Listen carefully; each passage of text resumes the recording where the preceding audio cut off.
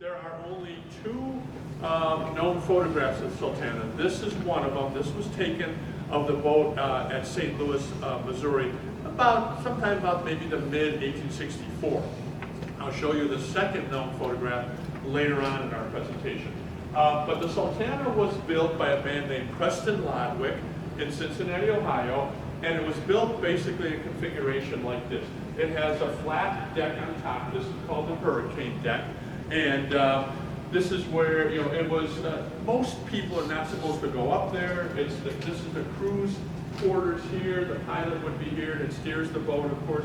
Most of your cabin passengers will go up the main stairway and they're in the cabins back in here on either side of the main saloon. And yes, it is called the saloon, not the main salon. The reason is because in frontier days, people met at the saloon to vote, to talk, to have political meetings. So when they had these steamboats and they wanted people meeting in one central location, it was the Grand Saloon, not the Grand Salon. Down here on this lower deck would be deck passengers that just didn't have enough money to get a cabin. And this is also where the coal bins are and the boilers are here. When Preston Lodwick had his boat built, he built it with extra tall smokestacks. The reason is because this boat was built for the cotton trade. At the time that it's built in February 1863, Vicksburg is still being held by the Confederacy, as is Port Hudson on the Mississippi River. So the Mississippi River is blocked at this point. But General Ulysses S. Grant is already starting to make moves down towards Vicksburg. Preston Lodwick is a sharp enough man to know that eventually the Mississippi will open up, Vicksburg would fall, Mississippi will open up, and steamboats will be able to go from St. Louis or from Cincinnati, down the Ohio River, down the Mississippi, all the way down to New Orleans and pick up cotton. New Orleans had been captured earlier in the war.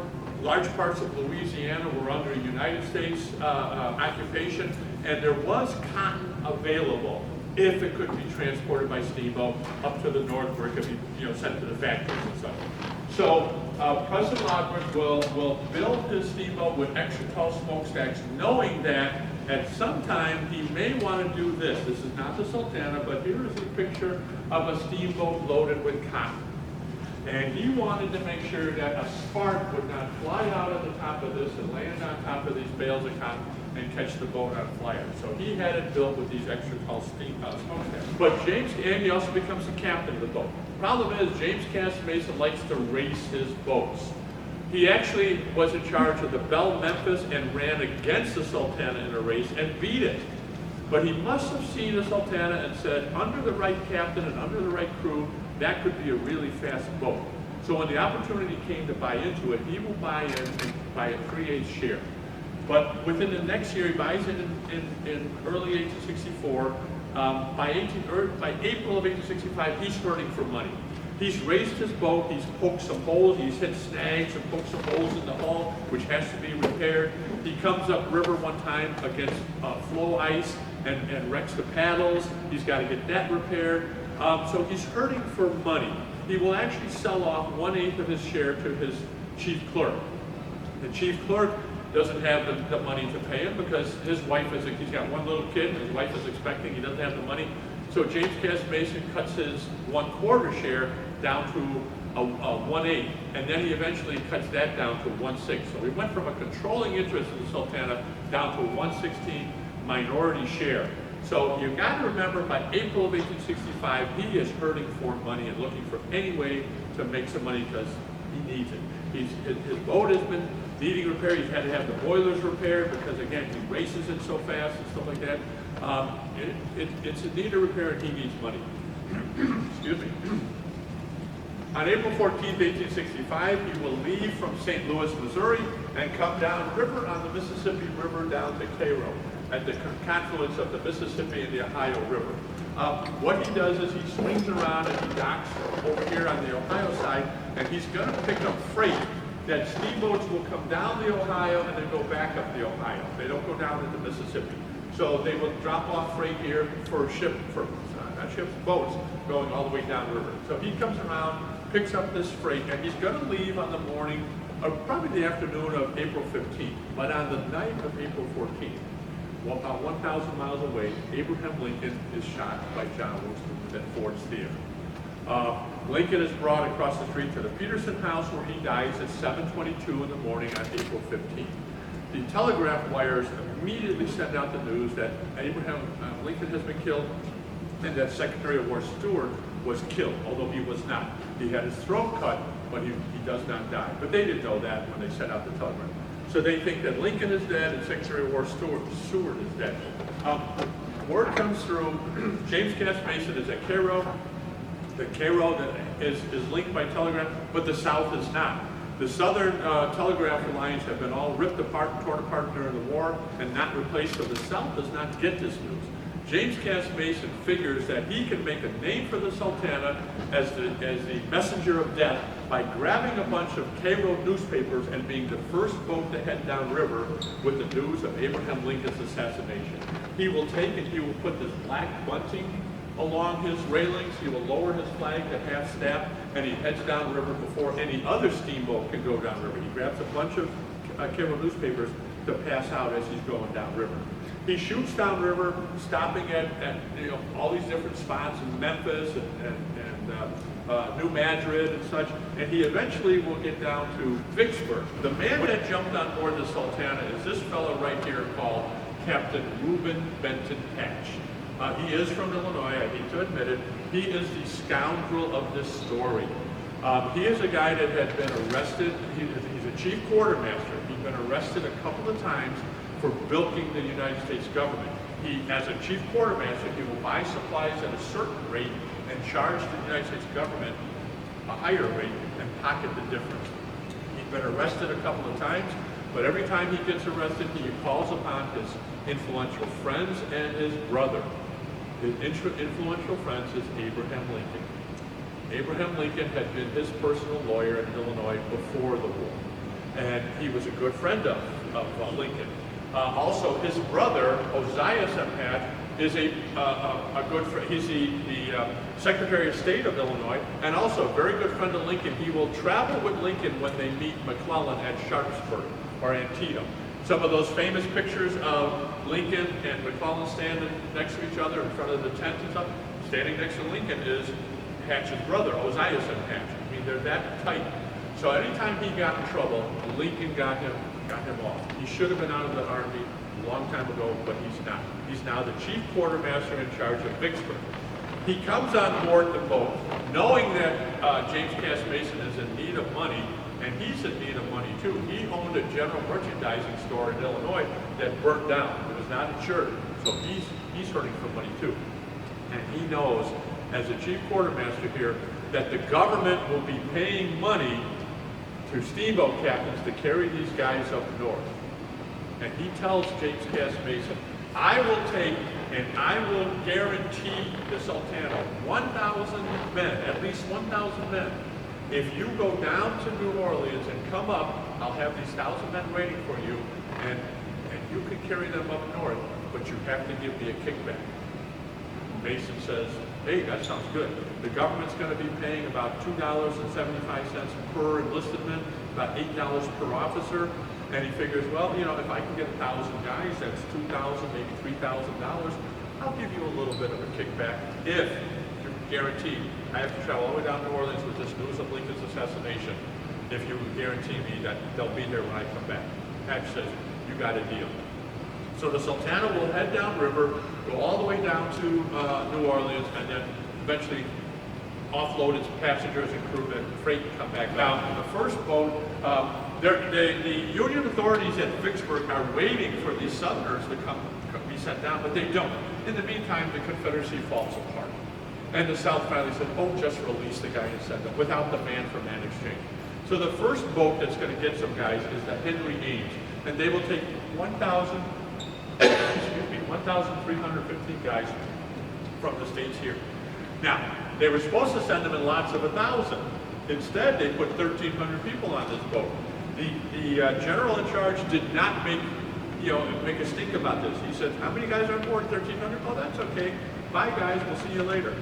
So the officers loading the boats are like, we put 1,300, maybe 1,400 or 1,500 to go in the next one. We'll see what happens. Well, the next boat to come along is the Olive Branch. And the Olive Branch will only get 619 guys from like the states of Massachusetts and New York and Vermont and stuff like that. And the reason is because there's only 600 on this boat is because the records that they have, that the Union authorities are looking at to find the New York guys or to find the Massachusetts, thank you, the Massachusetts guys, they're getting these names from the Confederate books. Now, when the Confederates captured you, they would write your name in, and so they'd say, yeah, where are you from? You're from New York. Okay, where are you from? Oh, you're from Massachusetts. Where are you from? You're from Illinois. You're from Indiana. And they're all scrambled. Well, now they're trying to go through these books and find all the New York guys. Oh, there's another guy, and they're putting them over here. Okay, this is the New York book. There's another group. So they're trying to go through these books, and it's taken a long time to go through all this. While the Sultana is waiting there, a newer boat arrives, a bigger boat than the Sultana. Sultana was 260 feet long. This is about 290 feet long. Only 1 year old, the Lady Gay. The Lady Gay will show up, and it says, we would like some of those guys. In fact, we're willing to pay a little stipend to get them. Well, the officer in charge of loading the Sultana, a man named George Williams, says, no, I've heard that there's bribery going on and every single person out at that prison camp or that exchange camp is going on the Sultana. How many men are there? Well, we think there's about 1,400. We're going to put all 1,400 on board the Sultana. And the Lady Gay will leave Vicksburg without a single person, a prisoner. Again, it's a newer boat, it's a larger boat. It leaves without it. On the morning of April 24th, these men are sent in 3 different trains into the town of Vicksburg to walk down to the wharf to get on board the Sultana. This is actually a mural in Vicksburg. Vicksburg still has problems with the Mississippi flooding, and they have built a concrete wall with a door that they can shut off to keep the Mississippi River from flooding into the current town of Vicksburg. Well, rather than have just a blank concrete wall, they have painted on different sections of it some of the history of Vicksburg. And one of the things that our Sultana Descendants Association did was sponsor the painting of this mural of the Sultana being loaded at Vicksburg. And you can see how the guys are going on board and they're going up into the boat there. There are 3 train loads that come from the exchange camp. By the time the 3rd one shows up, the Sultana is getting pretty crowded. And the officer in charge, a man named Major William Fiddler, stops them and stops the 3rd train and says, guys, this is getting way out of hand. There's another steamboat over there, Pauline Carroll. Why can't the 3rd train load go on to Pauline Carroll? And the officers in charge, not George Williams, but somebody else says, you don't want to go on the Pauline Carroll because they got cholera on board. And in their weakened condition, cholera would have killed them. So these guys are, okay, well, we've been crowded in prison. We'll be crowded for a couple more days on the Sultana. So the Pauline Carroll will leave, and you see her in this mural, left with 17 paying passengers, not a single exchange prisoner. So what is placed on board the Sultana? Well, you are going to have 300,000 pounds of sugar in the hold, the bottom of the Sultana, which actually acts as a ballast. It keeps the boat from being too top heavy for these guys up there. That turns out to be a good thing. You also had about 100 government horses and mules that are going to be placed along the back, the stern railings, and in the stern cargo. You have 70 paying passengers. You have 85 crewmen and women on board taking care of these guys and stuff. You had 22 guards of the 58th Ohio Infantry. They were placed on there to make sure these guys were fed and make sure that they didn't cause any fights and everything. And you had placed on board 1,953 ex-Union prisoners, guys in weakened condition from the states of Ohio, Indiana, Tennessee, Kentucky, Michigan, and a small handful from West Virginia. So total on board was 2,130 people on a boat that was legally registered to carry 376 passengers and a crew of 85. Talk about being crowded or overcrowded. And you also had, I don't want to forget, there was a pet alligator on board. The Sultana crew had a pet alligator that they kept in a nice sturdy wood box. And a lot of these guys coming on board, they'd never seen an alligator that close before, so they were poking sticks at it and watching this thing snap its mouth, and hissing them. And the crew's like, come on guys, this is our pet. So they take that crate, they drag it over, and they put it underneath the main stairwell like a closet. They stuck it in there. You'll hear more about the alligator in a bit. That's just a tease. Now the Sultana will start upriver about midnight on April 24th, and it's heading upriver against one of the worst floods, current floods at that time. The Army Corps of Engineers maintains the levees along the Mississippi River, but during the Civil War, the Army Corps of Engineers had been out, building fortifications and corduroying roads and stuff like working with the Army. They weren't there to work on the Mississippi. So at times the levees had washed away, and the Mississippi River will be 3 miles wide. They were passing over what they thought were bushes, and they turned out to be trees, just the tops of trees. The water had flooded up so high that the only thing above the water was the tree branches. So they're fighting up the river against this. And on the morning of April 26th, they will dock at Helena, Arkansas. There is a man named Thomas W. Banks who was taking pictures in Helena. He was from Helena.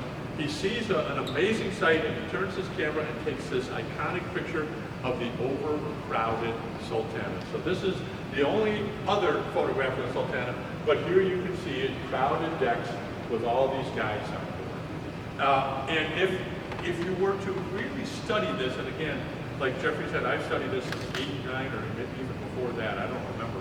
But I have looked at this picture repeatedly, believe me. And there's a story that when the photographer was setting up his camera over here, a lot of these guys saw it and they tried to get in the picture, and the boat tipped a little bit. Well, luckily the ballast was there, so it didn't flip over or the boilers blow up. And the officers on board said, guys, get in position, don't do that. But if you really look at this photo, a lot of these guys are looking out that way. They're not looking at the photographer. So what are they looking at? That was always my question. What are they looking at? Well, they're looking at Helena, Arkansas. Helena was flooded. This is what it looked like. This here is the Mississippi River. Back here, this is what they were looking at, an amazing sight. Thomas W. Banks saw an amazing sight, took a photograph of it, but these guys are like, look at this. In fact, Union troops occupying Helena were going about the streets in rowboats. This is a cannon here. Here's the cannon barrel. So this is how they're moving about patrolling the streets. So this is what they were looking at. Now let's take a closer look at this iconic image. If you look at it, if you study it as much as I have, you will notice that right here is a horse's head. That's the head of a horse. There's a couple other ones that are horse's head. So that's where the horses were stored, and also inside this stern cargo room. This here is laundry. There's laundry hanging on the line. A lot of these guys had dysentery, and they were going to the bathroom, and they were soiling their clothing and stuff. So they wash it out in the Mississippi River, and they hang it up on the lines to dry out. Up here, that is elk's antlers. It's the skull of an elk and elk's antlers. And that was the sign of a fast steamboat. On the trip just prior to this one, James Cass Mason, who liked to race his boats, set the record for that season by going from New Orleans to St. Louis in 4 days and 9 hours. And he probably did it because instead of having to follow the course of the river because of the flood, he was able to go right across farmers' fields because the water was so high. So instead of going this way, he's just going this way, and he makes it 4 days and 9 hours. I don't know what I said before, 4 days and 9 hours. So he is awarded the coveted elk's antlers, which he puts on the bracing between the smokestack. Why does he want that? If you're a St. Louis businessman and you want to ship your cargo from St. Louis down to New Orleans and you want to get it there as fast as possible so you can sell it, you look for the boat with the elk's antlers. They're all docked. There's 12 boats docked. Oh, there's the one with that. That's the fastest boat. Let's put our stuff on that. So this was great for James Cass Mason to have that.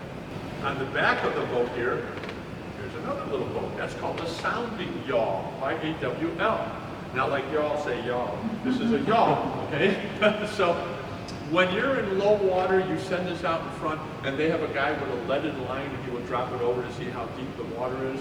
And of course, that's why you got, Mark 1, Mark Twain, meters, and of course that's where Samuel Clemens gets his name, Mark Twain. During the disaster, 5 crewmen will rush to this as soon as the boilers explode, jump into it, lower it down, and take off. 2 of them, 2 or possibly 3, leaving their wives behind. They will float down to Memphis where they survive. Eventually they get up to St. Louis where they will be arrested for abandoning their wives and abandoning these crew guys. And they will be brought back down to Memphis, but we don't know what happened to them because they didn't cover the trials and stuff like they do nowadays. We hope that they all went to prison, did some time, but we don't know. There is also here these markings on the side, down here and cuts here. That's where these guys are going to the bathroom. That's human waste. These guys are using buckets, which are a round bottom bucket called a fire bucket. They're usually kept in a rack attached to the wall. They have a round bottom, so you cannot use them as a mopping bucket. If you fill it with water and put it on deck, it's going to fall over because it's got a round bottom. But you can store it in the racks. You can store it with either sand or water to help put out a fire. Well, these guys on the upper deck, there's only 2 places to go to the bathroom on the Sultana. One is back here for the men, or I think the women's on this side, and on the other side, paddle wheel for the men. Well, if you have dysentery and you have to go to the bathroom, and you got to make your way through the crowd, down the stairwell, and stand in line here, there's no way you're going to do it. So these guys were using those buckets to go to the bathroom, and when they had the opportunity, they would pour it down over the side. And that's why it's accumulating here and streaking here. You don't want to pour it over here because the wind could blow it back into these people. So you poured it over by the paddle wheel. Or they were ripping holes in the boards and sitting here and going to the bathroom right into the paddle wheels. So that is, where these guys, now they didn't use them totally for going to the bathroom. They would use those buckets also, tie ropes on them, throw it into the Mississippi River and pull up water, drinking water. Hopefully they didn't use the same bucket, but I don't think they did. The point being that these fire buckets are not there when the explosion occurs. They are not in the racks. They're somewhere on the decks, but not where they're supposed to be. And finally, why does this section look like there's nobody here? You got guys here and here and up here. Nobody's here. That's because those 70 paying passengers. You had to have some place that you could sit on a chair and watch the scenery go by without being bothered by the soldiers. Now, again, I've studied this photo, and if you look really hard, there is one lady standing right here. She is standing by the rail. I have her in my newest book. I found a reminiscence of a fellow that said he's a survivor. He said, I own a copy of this book, and you can see this Lucy Ross-Smith on there. She was the nightingale of the Sultana. Sultana had a piano on board, and every night they would play piano and she would sing to us prisoners. So this is Lucy Ross right there. Lucy Ross-Smith, how would you pronounce it? Now the Sultana will leave Helena. It arrived there about 7 o'clock, it leaves about 8 o'clock, and it goes upriver and docks at Memphis, Tennessee. Here, they're going to spend about 5 hours. They get to about 7 o'clock. They leave about midnight. But they remove the 300 pounds of sugar, 300,000 pounds of sugar from the hold. They remove the ballast. Now, if this boat was tilting a little bit before, what do you think is going to happen with the ballast removal? Now you're in big trouble. The Sultana will leave here about midnight. It goes upriver. It takes on some coal from the coal barges and stuff like that. And then it will go up the Mississippi River, leaving the coal barges, which are near the Navy Yard, go up the Mississippi, and it hugs this outside shoreline until it gets to here. It's going to cut across over to this shoreline. You want to do that because you're catching the fast water coming around this bend, and it's slower water here. Same thing here. You're going to catch fast water in there, but not so much here. So it comes across here. Well, as it's going across this, it's being hit in the side by that strong flood current. And if it doesn't have that ballast, it starts to tilt a little bit. And the Sultana will tilt. And the water was more than likely low in the boilers. Not enough water to cover the boilers if it went into a tilt. And as it tilts, there's no water protecting these flues here. With the hot air going through them, this starts to get really hot. on top of here, very, very hot. When the Sultana gets to the other side of the shore and it equals out, the water will go back to that, and those extra hot tops of those flutes, the water hits that, turns to instant steam, and it increases the pressure, and when the pressure goes 2 o'clock in the morning on April 27th of 1865, 3 of the 4 boilers on the Sultana will explode. The Sultana is instantly crippled. The blast will go up from the back of the boilers through the middle of the boat. It tears off the pilot house.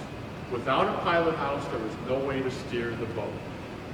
Steamboat pilots were told that there's a fire on board, if there's a minor explosion, if there's any mishap, what you do is you take that steamboat and you ram it into shore, and you let the people run off and stand on shore, and at least they survive as the boat burns. Once that pilot house is gone, there's no way to save the Sultana. This also, if those of you that may have heard about the Sultana heard about the sabotage theory. Some people say that there was a coal torpedo. Now, some people laugh at that, but you guys have here at this museum, right around the corner, there's a display of torpedoes and such, and there's an example of a coal torpedo. It was a bomb made to look like a lump of coal, hollowed out, and about 4 ounces of gunpowder was inside there. And some conspiracy theorists say, oh, the Sultana was blown up by a saboteur, a Confederate saboteur, which means they would have taken that coal torpedo and thrown it into the fire bucket bins here, and it would have exploded down here. So that means the explosion would have perhaps punctured a hole in the bottom of the boilers, and the pressure would have come out this way, ripping out the hull of the Sultana. It does not. The Sultana will float for 5 hours before it eventually burns down. And the explosion came from back here. So right there, I'm going to say no to the Sultana sabotage theory. It did not happen. It was bad boilers, bad construction. The iron used in the boilers was very weak, and the tilting of the boat, which caused the explosion. With the pilot house gone, what happens is the twin smokestacks will start to fall. They don't fall together, they twist a little bit. The iron in between bracing will hold them together for a little bit until one finally falls backwards and one falls forward. The one that falls backwards will fall into where the hole is blasted. The one that falls forwards lands on that crowded hurricane deck where those guys are. Crushes that down into the second deck. So guys sleeping on that second deck are now crushed between those two decks. You then have, it's 2 o'clock in the morning, pitch black. Remember, it was a steam explosion, not a fire explosion. So what came out was either boiling water or steam, not flames yet.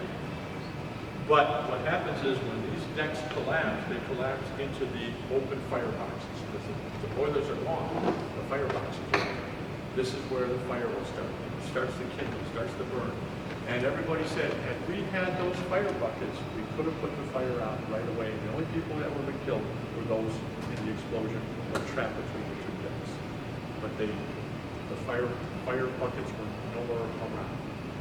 So these guys sort of added to their own demise. Eventually a fire will break out and the guys will panic. 2 o'clock in the morning they panic and they start jumping off the bow. And all over the boat. Although the guys on the bow figure out, wait a minute, the wind is blowing from the north and it's blowing the flames backwards. We're pretty safe on the bow, so they stop jumping from the bow. About 500 guys remain on the bow as the wind blows backwards. But those guys in the back of the boat, they are suddenly in the path of the flame, and they start jumping overboard in droves. And they're drowning, in groups down below them there. There is one civilian family on board, Ann Annis, her husband, Lieutenant Harvey Annis, who was retired from the Army, and their daughter, Isabella. They're in one of those cabins. And when the explosion occurs, Harvey says, this boat is in trouble, let's get off of it. He takes and puts a life belt around, they didn't have life jacket, a life belt around himself and around his wife. Little Ann is only 8 years old, or Isabella is only 8 years old. She's too young for a life belt to fit. So Harvey puts her on his back. Now, he had gotten out of the Army because he was very sick. She had come from Kenosha, Wisconsin, down to nurse him and bring him, got back to health, and now they're going back to Wisconsin.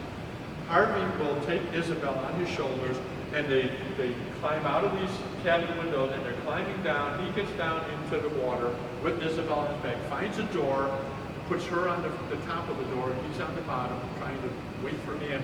Ann is coming down, somebody from above hits her and knocks her back onto the boat. She eventually extricates herself, jumps into the water, but finds out that her life belt had been knocked askew. So she climbs over to the rudder, she's hanging onto the rudder, trying to fix her life belt, and her husband and daughter just disappear. They float down the river. Eventually, she hears that another soldier saw them get into near, hours later, get near the Arkansas shore, and they got into an eddy or a whirlpool. And the daughter got swept off the door. Harvey will let go of the door and try to save her, but he's so weakened from his sickness of being prior to the Army that both of them will die. Their bodies are never, ever recovered. And Annis will eventually, she's hanging out the rudder as cinders and flame is dropping on her. She will burn her arms so bad that for the rest of her life, even in 90-degree weather, or 100-degree weather, she will wear long sleeve and have lace put on to cover the burns on her arms and on her hands. She does survive. She's one of only 2 female passengers that will survive out of about 17 or 18 women passengers, and probably another 5 or 6 children. None of the children survived the disaster. There is one steamboat that's coming down the river, Bostona number 2. It sees a flame in the distance. It thinks that there's a barn on fire. As they get closer, they see that it's moving, and they said, oh, it must be a boat on fire. As they get closer, they see, uh-oh, there's things jumping off of it. It must be cattle. And as they get real close, they find out it's humans jumping off of the boat into the water. Captain John Watson, in charge of the Bostona, says, let's give them all the help. So they rip off doors and they rip off shutters and they throw the gangplank and everything into the water to try to help these guys, throw ropes out and bring these guys in. They rescue about 150, and Captain Watson makes the tough decision to leave the disaster site and go downriver 7 miles to Memphis to try to wake up Memphis and say, hey, we got a major disaster going on. You guys have to help. But he didn't know that some guys had already floated all the way down to Memphis, and they had been rescued. Now the steamboats at Memphis, they've been sitting there they're gonna wait overnight. Their boilers have cooled down. They got to build up the pressure in their boilers before they can go upriver to rescue the Sultana. In the meantime, they put out their life rafts and their sounding yaws to try to rescue these guys that are floating down the river. So they're trying to rescue people in the darkness, just by people yelling, here, I'm over here, I'm over here, I'm over here. Back at the Sultana, the one side paddle wheel will eventually burn away and fall into the river, but it doesn't break loose. Now it's laying there, and it acts like an outrigger canoe, which Jeffrey will be seeing a bazillion times in Hawaii over the next many years. But it looks like a Hawaiian outrigger canoe, and as the current hits that, it starts to turn the boat. Now remember, the wind was blowing this way, blowing the flames back there, and the guys were hiding on the bow. Well, now look what's happening. The current is hitting that and turning this. And eventually the second paddle wheel falls in and stabilizes with the bow pointing backward, and the wind is still blowing. So all the flames are now going to turn and head towards the bow. Those 500 guys that had camped out on the bow, these are the guys that probably couldn't swim. And the first group that jumped in took the pieces of wood and the shattered, decking. So there's not much here. Now this is a second big drowning below the bow. One guy that's going to be blown off the boat is John Harrison Simpson from the 3rd Tennessee Cavalry. He's only 17 years old on board. He was 16 years old when he joined the military as a cavalryman. He will be blown off the boat, and he's laying in the water, lands in the water safely, grabs a couple of pieces of wood, and as he's floating around, he's not worried about drowning. He's not worried about being burned or anything, because he's floating down to Memphis. He's worried about the darn alligator. What happened to that alligator? Well, he didn't have to worry about it because there was another guy that remembered the alligator. William Luganville from the 135th Ohio Infantry. William Luganville remembered that alligator also, but he really remembered the sturdy wooden box that alligator was in. He will break open the door of the closet, stab the alligator with the bayonet, drop it on the deck, take that wooden box, drop it in the water, and float down to Memphis with his own little rowboat. And some people have said, oh, is this that real or that, you did the book on the Sultana Salecker. You took and you checked all these myths and stories. Is that true? Well, it is, because William Loganville for the rest of his life was known as the man who was saved by an alligator. This is a curio box that he was given where he would put his rings and his cufflinks and stuff like that. And he also had, here is, I bought this many, many, many years ago, a little ivory tusk that's been carved into the shape of an alligator. And then many years after that, I bought a cane that was given to him by the GAR, Grand Army of the Republic, to other veterans. They gave him a cane, and it's a four-sided cane. It's carved on there, William Loganville, 135th Ohio Infantry, and then you turn it again, and it says, Sultana survivor, and you turn it, and it's got this, it says saved by an alligator. We actually even have in our museum now a pipe of his, which has the tail of the alligator going down to the mouth of the alligator is the bottom of the pipe. So he was known the rest of his life as the man who was saved by an alligator. That is a true story. The Sultana will blow up, as I said, as it had crossed over to the Wapanaki Bar, and it will float all the way down the river and sink at the head of the Mound City Chute at the head of Patty's Island. This is Patty's Hen and Chicken Islands. And it will sink here. But before it sinks, it runs into some of those overgrown trees.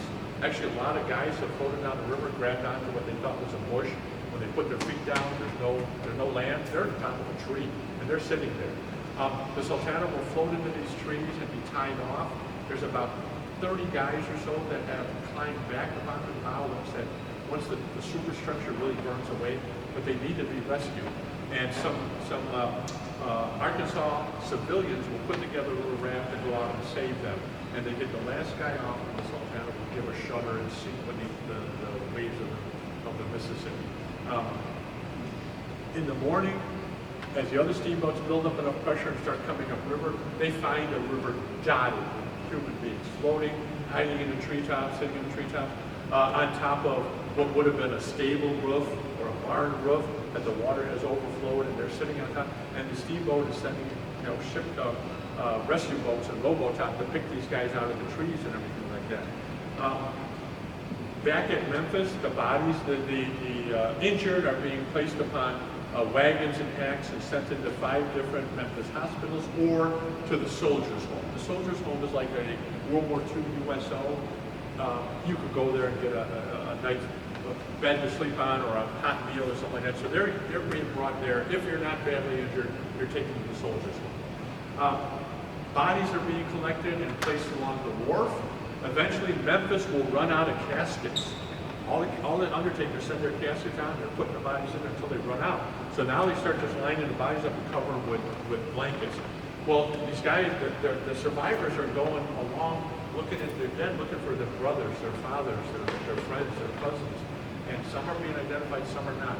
Most of these guys have stripped off their clothing because if you're drowning, it's easier to grab onto somebody's shirt stuff, but if you take your clothes off and your arm is wet, your hand's going to just slip right off of them. So a lot of these guys stripped off their clothing.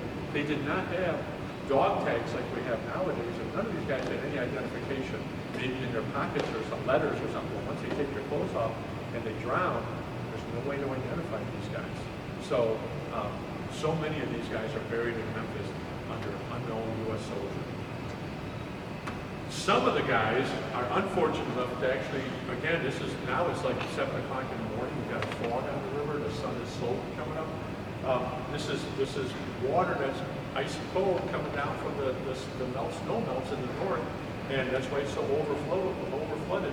And there's a fog. These guys are floating down the river and they go past Memphis. Well, they get south of the river and there was a fort called Fort Pickering. And it was occupied by some United States colored troops, black soldiers, officered by white officers. The white officers had told these guys, we're worried about Confederate guerrillas. If you see a boat out there, you hail that boat and you tell them to come ashore. And if they don't come ashore, they're probably Confederates and you should fire at them. Well, these rescue boats are going down there and they're busy pulling people out of the water. So when the guards are shouting, hey, boat out there, come ashore and identify yourself, these guys are so busy working, they don't hear this. So the guards start shooting at them. Fortunately, nobody that we know of was hit. But one of the rescue boats will eventually go ashore, have a big argument with one of the others. Why are you shooting at us? We're trying to save people from something. Well, we didn't know that. Well, eventually, calmer heads prevail. They will build little fires to help rescue people and warm them. They send them to the Fort Pickering Hospital. They pass out alcohol, give them hot coffee, so they do their part to help out. What happened to Major Fiddler? Major Fiddler will jump into the water to save one of the civilian passengers, and he is then grabbed by, he and her are grabbed by a bunch of drowning men, and his body is never found. He does drown. James Cass Mason, what happened to him? James Cass Mason survives the explosion. He is seen going from deck to deck to deck, ripping pieces off of his own boat and throwing it into the water, but he is never seen to leave the boat, and his body is never found, so he also perishes in the disaster. What was the total disaster count of the disaster? Out of the 2,130 people on board, 1,169 died. 55% of those on board.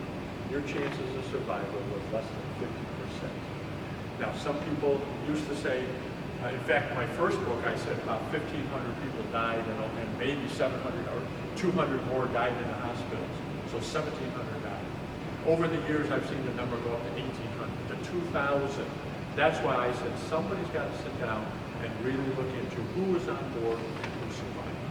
And I did 2 years of solid research, looking at pension records, looking at obituaries, looking at headstones, and I found out that there were 961 survivors, and there was 1,169 people that died.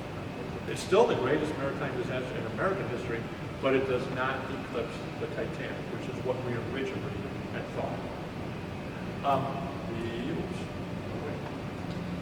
The Sultana will get some coverage in the river newspapers, Cincinnati, St. Louis, Pittsburgh. The river newspapers will cover it because it's a river event. And originally, the papers in New York and Philadelphia and Boston will cover it until they find out that the guys that died were from Ohio, Indiana, Michigan, what else was that? Tennessee and Kentucky, the western states. None of our boys died. So let's forget about the Sultana, and let's go back to covering Lincoln's assassination. A day before, April 26th, John Wilkes Booth is going to be shot in Virginia, and so there's coverage of his death. They're looking for Jefferson Davis of the Confederacy. The president is on the lam. They're looking for him. Joe Johnson, with the second largest Confederate army, will surrender in Benton, North Carolina on April 26th. So, of course, the papers are covering all that. And the Sultana, even though it's covered, is pushed to the fourth page of a four-page paper. It does not get the coverage that it should. That's why very few people know about the Sultana. One person is going to be put on trial. You have not heard me mention this guy's name, Captain Frederick Speed. He was the officer that was out at the parole camp or the exchange camp, putting the guys on the train and sending them into Vicksburg. He never put a single person on the Sultana, but he's the guy that they go after for the trial. Why? George Williams, Captain George Williams, that did put the guys that said, darn it, I heard there's bribery and they're all going on the Sultana. He's a West Point graduate. They're not going to go after one of their own guys. In fact, he stays in the Army long after the war. Reuben Hatch, Captain Reuben Hatch, he's a shrewd, remember, he's the guy that got arrested a few times. He's a crook, but he's a shrewd crook, and he knows I'm going to be in trouble for this. So he quits the Army shortly after this, goes back to Illinois. During Speed's trial, they subpoena him 3 times. He ignores those subpoenas. Now, you guys know, nobody would ever ignore a subpoena today. You know that. But he doesn't. Okay, forget I said that. So anyways, he ignores 3 subpoenas, and then they will send the U.S. Marshal with a writ of attachment. A writ of attachment means basically that this marshal will find you and attach himself to you with handcuffs and drag you down to Vicksburg for the Speed trial. Hatch knows he's coming and goes into hiding. He's never found. In the meantime, the Speed trial ends, and Frederick Speed is found guilty of overcrowding the Sultana. He never put a single person on board. But his trial is then sent to Judge Advocate General Joseph Holt in Washington. He's a guy that tries the Lincoln conspirators, tries Henry Wirtz from Andersonville, and found them all guilty. But Joseph Holt will look at Speed's trial and said, "You got the wrong guy. The guy you should have went after was Reuben Hatch." And the fact that Reuben Hatch will ignore 3 subpoenas and hide out from a writ of attachment shows that he knew that he was culpable and that if he got caught, he would be in big trouble. But by this time, the trial is over, and nobody is ever held responsible for the death of 1,169 people at the Sultana. Never another trial. Speed is eventually honorably discharged. If you were to take and look at the Sultana, the dead of the Union soldiers that died on the Sultana, it would rank number 12 among battles, Union battle deaths. Of course, the Battle of Gettysburg outranks everybody with 3,155 Union soldiers killed. Now, of course, a lot more are wounded, but 3,155. But look at this, it's a 3-day battle. The Wilderness, the second, is a 3-day battle, 5, 6, 7. The only one is Antietam, which is a 1-day battle, but it starts real early in the morning and goes all the way till the evening. You know, you've got about 16, 17 hours of constant fighting at Antietam. The Sultana had happened in 5 hours, 1,047. That just shows how devastating these 5 hours in American history are. And it outranks the battles of Franklin and the first battle of Bull Run. It's incredible. In 1912, the Titanic will sink, hit the iceberg and sink. 1,512 people are going to die, 17 people are going to die in the Titanic. The Sultana had 1,169. You can see the difference. But look at the size here. The Sultana was 260 feet long, the Titanic 882 feet long. They had about the same amount of people on board. Talk about being crowded. Talk about being crowded. You got room to spread people out here. You don't on the Sultana. And again, everybody remembers December 7th, 1941. The attack on Pearl Harbor and the sinking of the Arizona. The Arizona's had 1,177 Marines and sailors died on board. The Sultana had 1,047 soldiers. We're not counting the civilians and the crew members. That would be 1,169. But 1,047 soldiers. Everybody remembers Pearl Harbor. Everybody remembers the Arizona. Why don't we remember the Sultana?